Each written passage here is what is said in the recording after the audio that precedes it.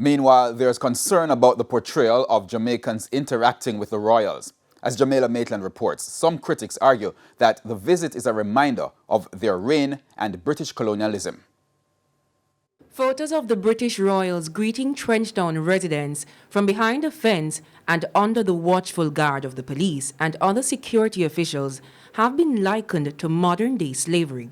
The images are being widely used by international media and the interactions with residents described as jarring. But some residents of Trenchtown are unconcerned about the perceptions. They're happy to see the Duke and Duchess. I never seen no more time. I never see the Queen when she come. But I see the Prince this time in Jesus' name.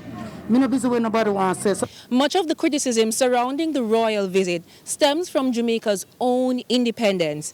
And as the country gears up to celebrate its 60th year, well, pressure is mounting on the government to sever ties with the British monarch. But one scholar argues that decolonization of the mind is just as important as cutting physical ties with the British monarch. The fact of the celebration is contradictory. The responses to the royals, if you see some of the images, it's a bit jarring, the celebration of these two people in relation to what they represent historically and in relation to where black people are in Jamaica currently. Dr. Maziki Tame is a senior lecturer at the University of the West Indies. She's also part of the group calling for reparations outside the British Embassy Tuesday. Dr. Tame says the visit by the royals flies in the face of Jamaica's democracy. And while the Duke and Duchess did not directly cause harm to slaves, their visit is a reminder of what the royal family represents. For others, not so much. Them not do me nothing, because I never know what them do. So them not do me nothing. They never do me nothing. My mother and my father tell me say, the prince or the queen do them something. And so, there are cheers and jeers.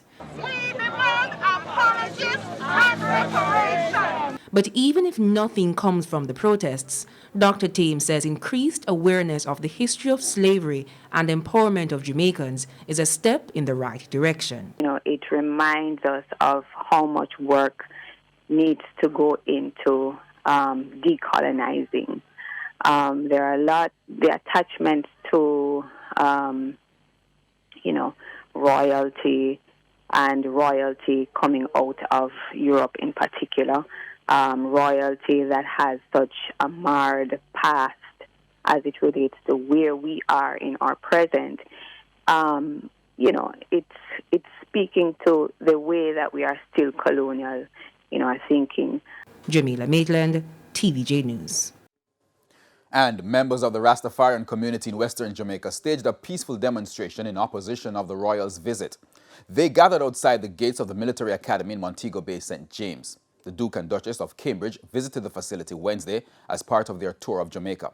The Rastafarians say the only conversation Jamaica should entertain with the British royals is about reparations. Everybody knows that the British monarchy is responsible for a lot of international crime, right? They have a lot of stolen African artifacts in their possession right now. And I'm sure that if the police should come to my home and see any stolen property, they would charge me for having stolen property in my possession. So why is it now that nobody, or the International Court of Justice or the International Criminal Court, had not been able to charge the British monarchy for having stolen property in their possession?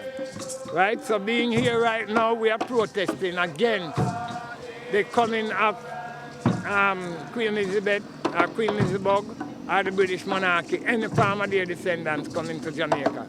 Because right now, they owe us millions, billions and trillions of dollars.